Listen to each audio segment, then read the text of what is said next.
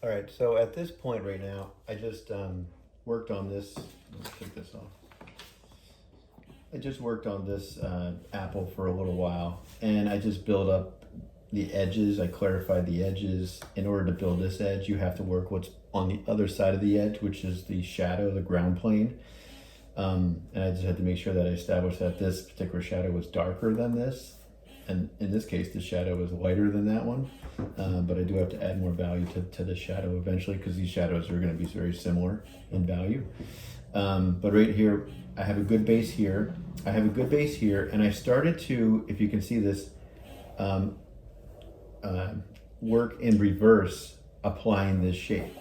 So I just kind of filled around it. And at first I gave myself like a general idea where it was. And then when I started to apply value, I started to kind of narrow down exactly its location as I look and draw, look and draw, look and draw, because I did all this other work.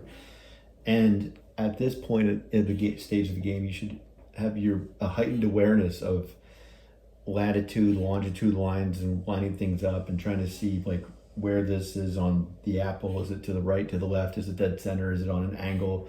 Is this thing on an angle here? What kind of angle does this go? Because this is a vertical line. Is this kind of pointing towards 1 o'clock as opposed to 12 o'clock? You're going to apply those things when you draw, like intuitively, not really intuitively, but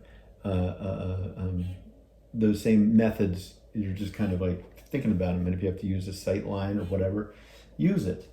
And you can see this is starting to evolve and it's appearing to be similar to what I'm drawing.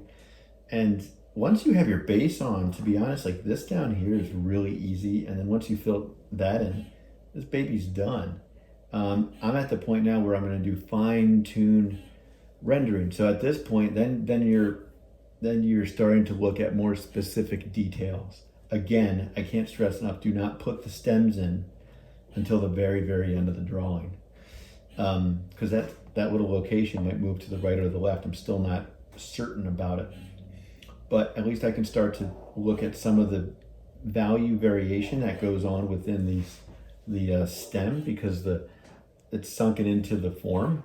So there's going to be some variation of value no matter what.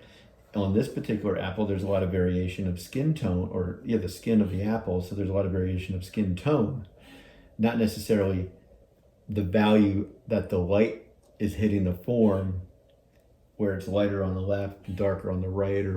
I have multiple light sources, so it's kind of tricky here.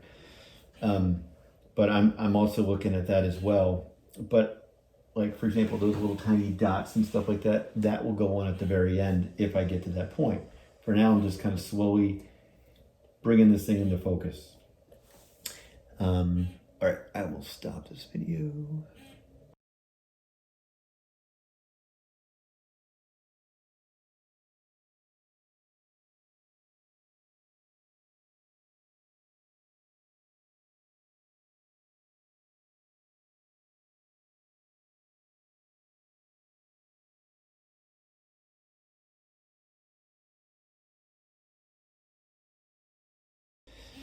Okay, so at this point, you can kind of see I'm starting to articulate this area here on the left apple. And it took me a long time to get to that point, but notice these are smaller shapes. This is a small moment on the apple. Of course, it's the most important moment because it's what you understand the apple to be. That's where the stem comes out. It's kind of its identity in a way. But it took me a long time to get there. So that's why I'm talking about patience. You have to have the patience to build and build and build value. And now I'm just kind of filling this in and trying to figure this out. And I'm going to go back into this area eventually and tighten it up even more because there are some hard edges within there. And this is where I start to talk about hard edges and soft edges. So there's hard edges when one form goes in front of another form. That's an example of a hard edge. And there's a soft edge where there's a slow transition of value from dark to light. That's a soft edge. So a hard edge can be just like two values, number 1, number 2, next to one each other. And it can also just be a really dark value next to a lighter value, which they have this kind of deep contrast here.